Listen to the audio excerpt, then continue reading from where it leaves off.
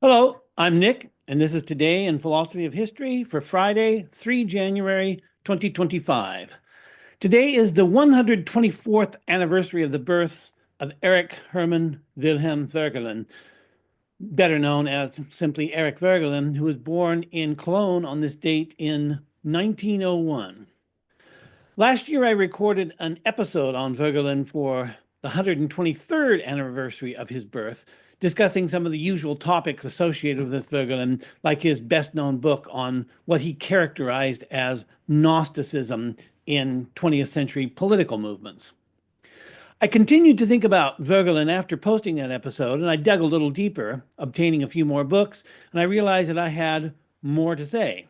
So later in the month of January 2024, I recorded an addendum on Voegelin, longer than my original episode, and mostly about his relationship to and his criticism of Edmund Husserl. Voegelin was in the habit of being abusively critical of other philosophers, and he was this of Husserl. Husserl was also a significant influence on Voegelin, and we know that it isn't uncommon for those who have been profoundly influenced by someone to eventually turn against that influence, sometimes in reaction against the influence, sometimes to distance themselves from the influence so as to better define themselves in contrast to it, and sometimes because they thought took a different direction and they no longer identify with the former influence. And sometimes, perhaps most of the time, all three of these motivations are at play.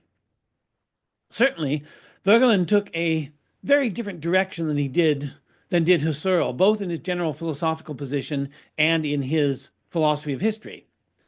But at the end of my addendum on Voegelin and Husserl, I suggested that there was something that Voegelin and Husserl had in common, and that was their non-naturalistic outlook, and in particular, their non-naturalistic conception of the foundations of natural science, which sounds paradoxical.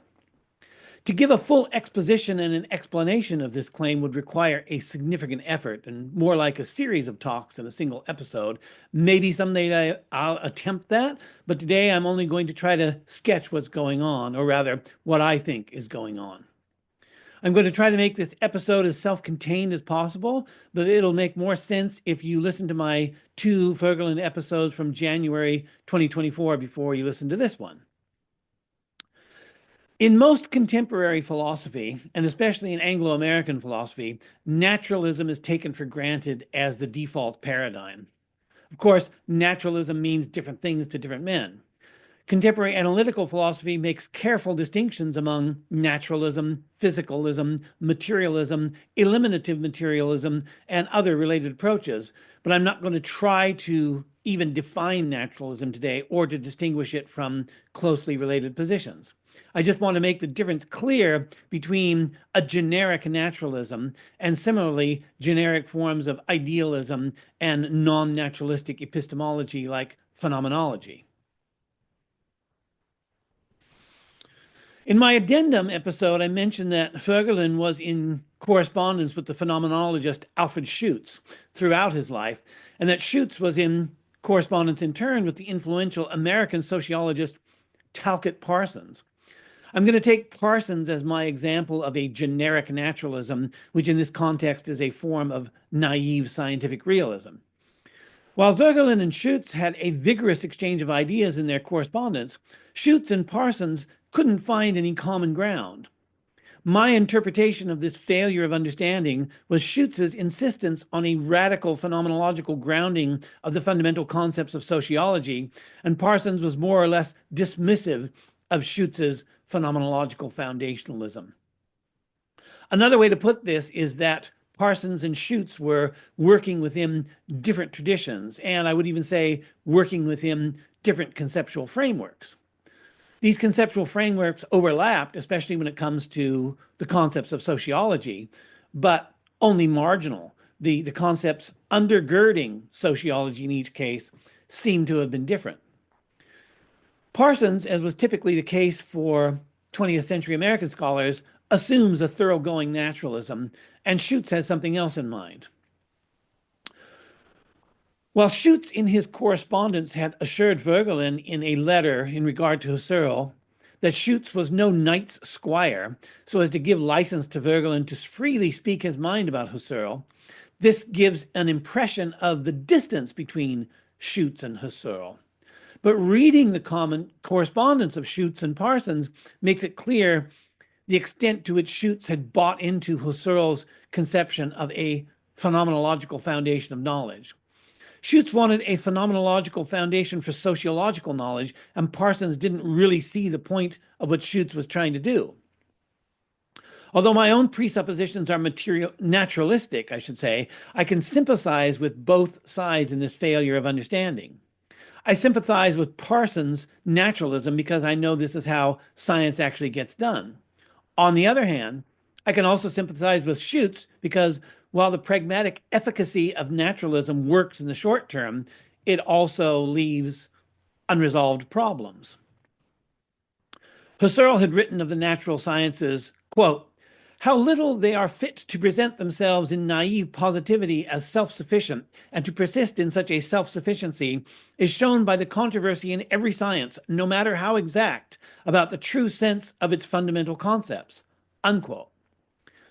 In this, Husserl was exactly right. Every science has, to some degree, experienced a crisis in its foundations and is plagued by ambiguity of its fundamental concepts. A phenomenological foundation for fundamental concepts is intended to mitigate this problem, though it doesn't seem to have been any more successful at conceptual clarification than has been naturalism. That Schutz was able to carry on a lifelong correspondence with Voegelin suggests that their conceptual frameworks overlapped to a much greater extent than those of Schutz and Talcott Parsons. Voegelin, Husserl, and Schutz all believed that scientific knowledge was not final, not the ultimate court of epistemic appeal, but rather that scientific knowledge required justification of an order that was not scientific. A non-naturalistic foundation of the natural sciences sounds paradoxical, but once you get past the paradoxical feeling of Voegelin and Husserl insisting on a non-naturalistic foundation for the knowledge of natural science, it doesn't seem so strange. In fact, the logical positivists whose doctrines were rejected both by Voegelin and Husserl were trying to do much the same thing by providing a logical basis for scientific knowledge. Logic, as understood by the logical positivists, was central to both scientific and to philosophical methodology. For some positivists, logic was a priori, and while for others, logic was merely conventional. That is to say, it was an agreement to use signs in a certain way. Bertrand Russell wrote in his A History of Western Philosophy, quote, "Mathematical knowledge ceases to be mysterious. It is all of the same nature as the great truth that there are 3 feet in a yard," unquote. This conventionalist conception of logic isn't like the foundational project of Voegelin or Husserl, but the conventionalist view of logic wasn't universally held. Wittgenstein and others argued that logic tells us nothing about the world because it consists of nothing but tautologies, saying the same thing but saying it in multiple different ways, like saying 6 of one, half a dozen of the other. And I should say that was the early Wittgenstein popularized the idea that logic was nothing but tautologies. The idea that we can make an absolute distinction between a priori logic on the one hand and a posteriori observation on the other hand, and which is a distinction that goes back at least back to Hume's distinction between relations of ideas and matters of fact, which is now sometimes called Hume's fork, makes logic completely independent of the world. And so in a way, it's non-natural. It doesn't depend upon the natural world in any sense. Although the argument can be made that the positivist conception of logic is non-naturalistic, as I've tried to show, logical positivism was beyond the pale for both Voegelin and Husserl, for whom positivism is a bête noire. In many places in his work, Husserl dismisses what he calls science in naive positivity as a foundation for knowledge. For example, Husserl wrote, quote, Historically existing logic, with its naive positivity, its way of obtaining truths as objects of naive, straightforward evidence, proves to be a sort of philosophic puerility, unquote. It was this science in naive positivity that was Talcott Parsons' conception of science and scientific adequacy. Voegelin was no kinder to this way of thinking than was Husserl. Both Husserl and Voegelin were working at the time of positivism's meteoric rise to influence and prominence, so we shouldn't be surprised that there were holdouts and reactionaries who rejected positivism. What positivism meant to Voegelin is expressed by Eugene Webb in his book, Eric Voegelin, Philosophy of History. Quote, an externalizing conception of being, an immanentizing conception of man, the belief in a dichotomy between facts and values, and a tendency to deny genuine cognitive status to modes of knowing not of the form exemplified in the natural sciences, unquote. And further, quote, a tendency to conceive of reality in such a way that it seems reduced from a mystery in which we are overwhelmingly involved to a problem we can master. Ultimately, this amounts to the reduction of existence to ideas, unquote.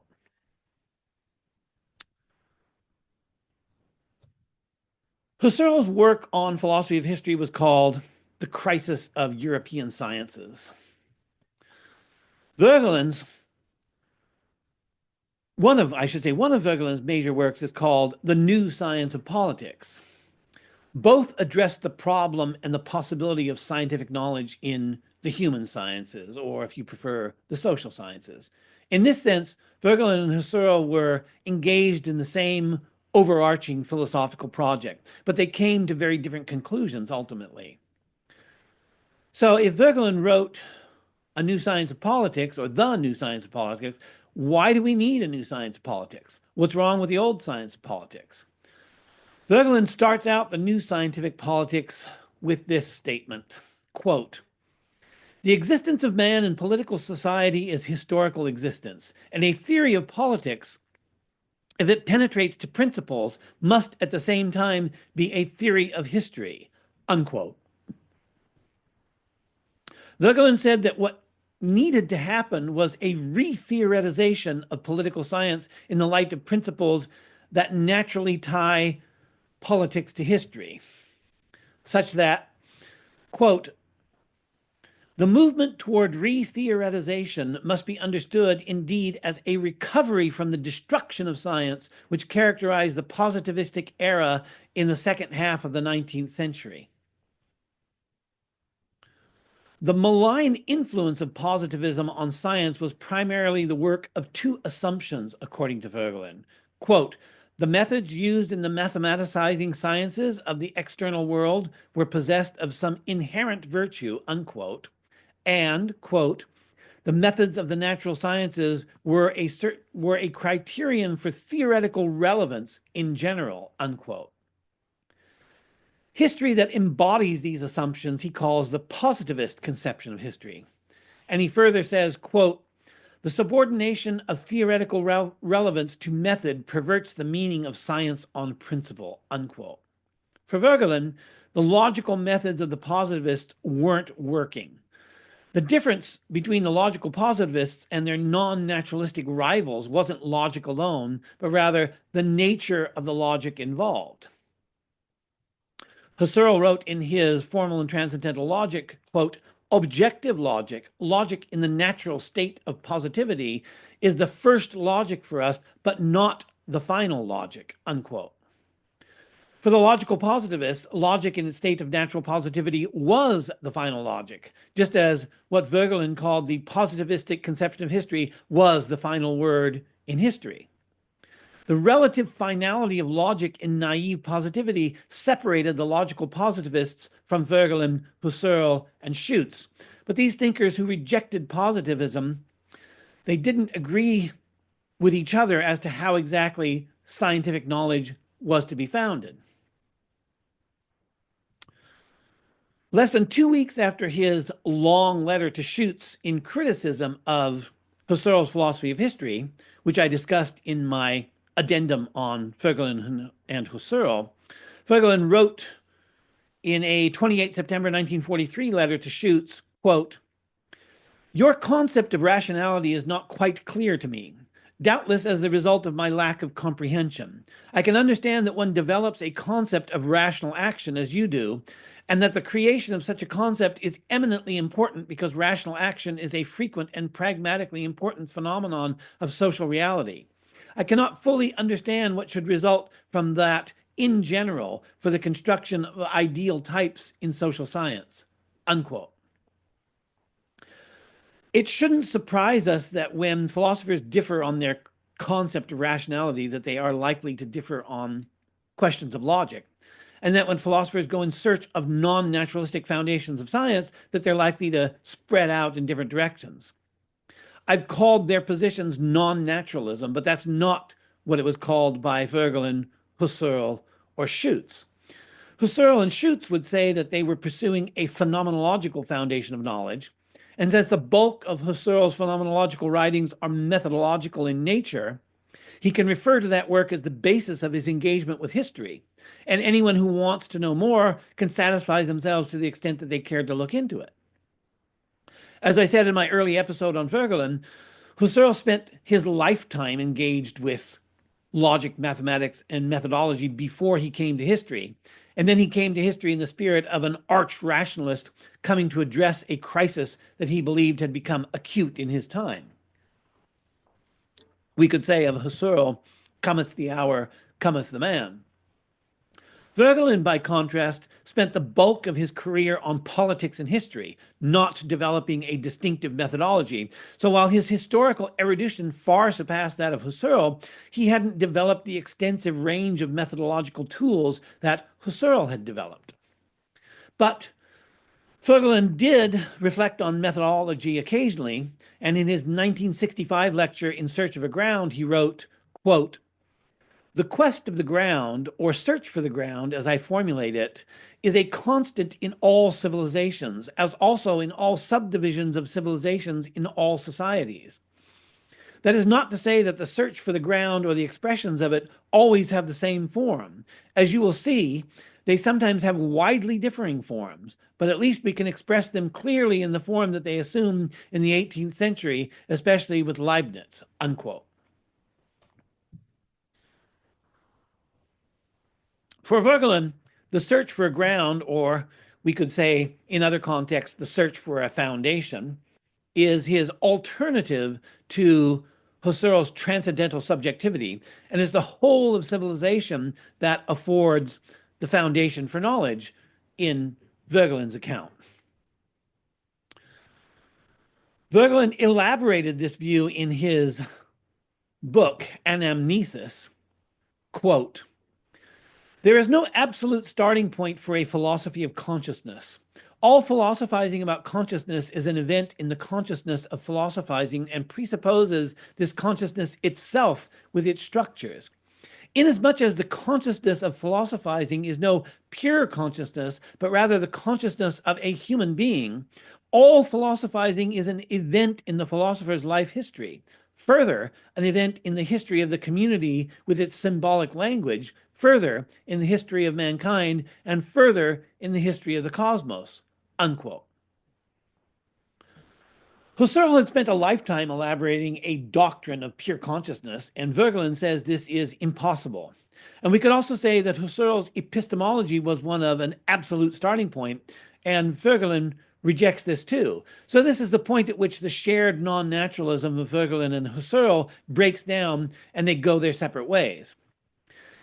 Voegelin's epistemic position represents a distinctive conception of the foundations of knowledge, but whether or not this historical inquiry can provide a foundation for historical knowledge runs into the problem of circularity or self-reference. My first reaction is that Voegelin is going to get trapped in all of the problems of which historicists are commonly accused, especially the relativizing of all knowledge to an historical period, but I don't know Voegelin's work well enough to make this claim about it. It's possible that he addresses this squarely in his many books, so I'd have to read much more deeply in Voegelin to see how he resolves this. But there are other problems in addition to this. Voegelin wrote in criticism of Hegel, quote, "The term philosophy of history may be applied to Hegel's speculation only with reservations. For Hegel's history is not to be found in reality, and the reality of history is not in Hegel. The factor Hegel excludes is the mystery of a history that wends its way into the future without our knowing its end. History as a whole is essentially not an object of cognition. The meaning of the whole is not discernible." Unquote.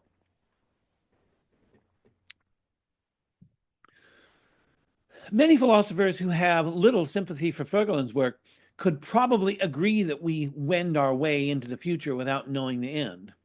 If knowing the totality of anything is a condition of making anything an object of knowledge, then Voegelin's conception of knowledge excludes history as an object of knowledge.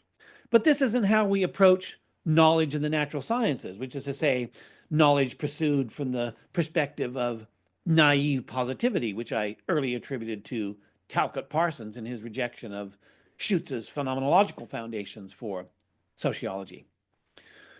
For example, when we do research in cosmology, we don't require that the researcher have the totality of the cosmos epistemically available as a whole. We start trying to understand something small and nearby, and we work our way up to things that are larger and farther away, but we rarely make the claim that we know something about the cosmos as a whole, even as we make knowledge claims about some part of the cosmos that we can observe and hopefully can understand.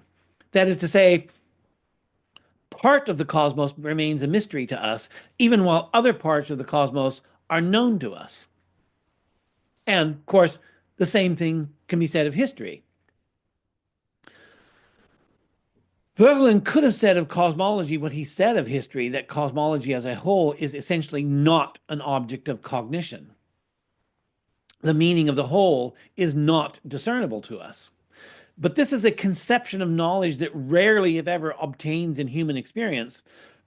But this is the condition that Voegelin places on history. History for Voegelin is a mystery that cannot be thematized as an object of knowledge.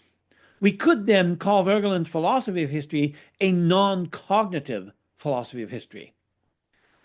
While Voegelin greatly limited what we might say about philosophy of history by the non-cognitivist limits he placed on history, we shouldn't be surprised at this because he explicitly said that history is a mystery. Husserl, as a very different case, liked to express himself in logical categories. Voegelin didn't. It's consonant with the bulk of Voegelin's thought that he would reject any quasi-logical foundation for historical knowledge, even as he rejected positivism and its logic. Voegelin much preferred to express himself in religious categories, and mystery is often employed as a religious category, although there is also such a thing as scientific mystery. It's here in mystery that we find the thread that connects Voegelin's criticism of modern forms of Gnosticism and Voegelin's non-cognitive conception of history.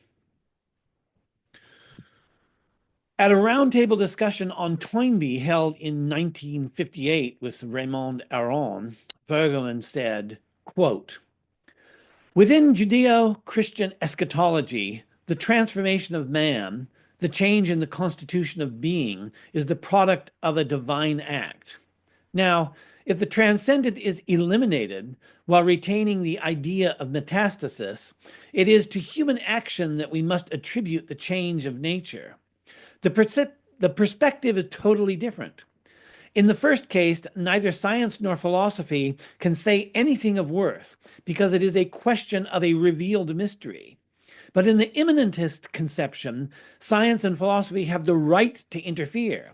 They can introduce an analysis of notions which make evident the derivative, bastard, illegitimate character of that which is in reality only a modern form of ancient gnosis." Unquote. So, in his characteristically abusive language, Voegelin says Gnosticism is a bastard, illegitimate intervention of science and philosophy in history. This goes beyond mere non-cognitivism and veers into an irrationalism that resembles existentialism. Of course, I wouldn't call Voegelin an existentialist, and I wouldn't say that this philosophy of history is an existentialist philosophy of history, but it's closer to this tradition than it is to the traditions of positivism or even to Husserl and phenomenology. I said that we could call Voegelin's approach a non-cognitivist philosophy of history, which implies that history isn't just non-rational, but that it is ultimately unintelligible. That's a strong statement to make, but Voegelin's many books on history imply that he didn't find history completely unintelligible. Perhaps it is, in the end, a religious philosophy of history, but if it is, it's quite different from providential philosophies of history that I've discussed in relation to Saint Augustine, Jacques-Benin Bossuet, Reinhold Niebuhr, and others. I think it's safe to say that in a religious philosophy of history, we can attribute religious meaning to history without trespassing on the mystery. This, at least in part, was what I think Voegelin was trying to do, but I don't think that's the only thing that he was trying to do. I think there's more going on here, but that has to wait for another time. Happy birthday, Eric Voegelin, and thanks for listening.